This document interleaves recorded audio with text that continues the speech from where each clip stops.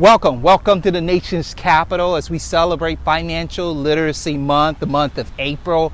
It's exciting. We're excited to start this new channel, and welcome to my journey. I am no expert to this, but I want to take you guys on a journey as I'm growing and learning how to manage and master my finances as I build wealth. The goal in this channel is to really help expand or promote financial literacy. Now, what is that? This is just really a basic knowledge of money. Basic grasp of money and understanding and not being afraid of it. We have so many financial terms, and I grew up fearful of all these different financial terms, and it was presented to me in a way I was really intimidated, and I was like, man, I got to get a finance degree to do this or that, but that's not really the case. If we have this basic grasp of money, we can make effective decisions that can really catapult our life in the direction we want to go in.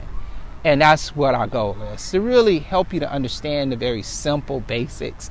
There are four pillars of financial literacy, of getting this basic grasp. So we have debt, which is a huge one. I mean, our nations, we struggle. I'm right here in front of the Capitol, man. And man, we're fighting to make decisions. We even pass laws. We have this as a national month of financial literacy. So it's on our hearts. Our country wants to do that. But we have to fight and understand what it really means to be financially literate so that we can make the best decisions. But debt is one at the top. That's really spending what we really don't have. And there's so many avenues that will push us in that direction or pull us in that direction. So we're fighting really to overcome that. Another one, savings. And savings is so important. Now, if you could be a great saver, that is good. But you can't only save. That's just a part of it. What do you do with that savings? How do you create the savings, So we'll talk a little bit about that. That's really being able to set aside monies. And that really will help you in your financial wellness, to really have a savings so you can put money to different things. Or when unforeseen situation come up, you have money set aside or a plan for something special in your life. So it's important to develop that, to have that pillar and understanding how to leverage it, but it is a skill. It is a skill to be able to set money aside and keep it. Third financial pillar is budgeting. And I just teach my son, say, man, guys, the key and the basic key I want you guys to understand is how to create a balance sheet. You just make sure you have more coming in than you have going out. That's really the key.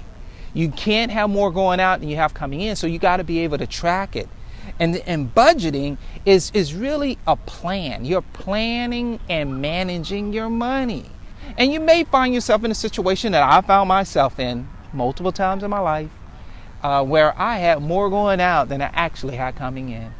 And a lot of that happened because I wasn't keeping track of what was going out.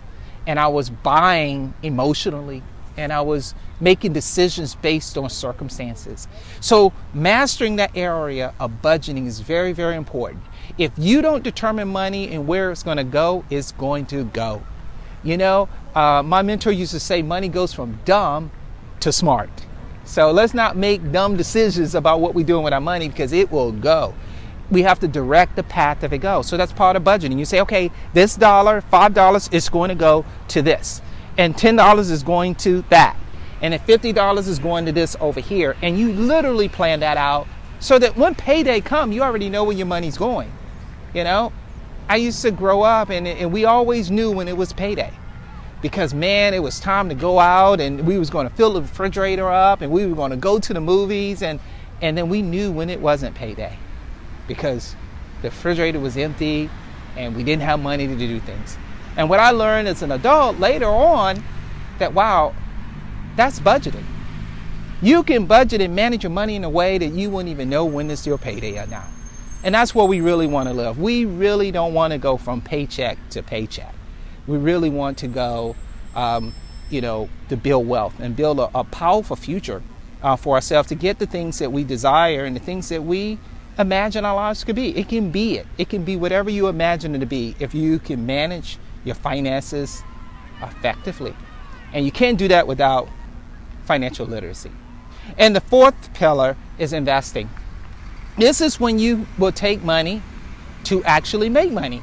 You actually take money, which is a surplus. Let's say you got a balance sheet and you have a budget, and then the money you have coming in and you have the money going out. The delta, the difference in that is what you would use to save. And then you take a portion of what you have set aside to save, you invest. That's when you take money and you put it in a place that's going to give you a return. Some real estate, others in businesses, others you could put some of that money in yourself, like going to school, developing a skill, getting an education in a certain discipline, with utility so you can earn more. Just going to school, just to be going to school, falls in the category, hey, of an investment, but that may not be an investment. It may not be a wise investment. It's not automatic. It's just like just buying any piece of real estate. Doesn't mean that it is a wise investment. So financial literacy is understanding that investing is a part of, it's a key pillar, but just because it's a key pillar, you want to be effective at it. So we want to talk about effective ways to learn how to invest, effective ways to learn how to budget effectively, effective ways of managing debt, and effective ways of savings. And that's what this is really about. This journey is really about educating the world, getting it out to people from around the world, from X to Z, and whoever else who want to listen, how to master their finances by becoming financially literate. And it's not as far away as you may feel or think. Our job is to show you how simple it is.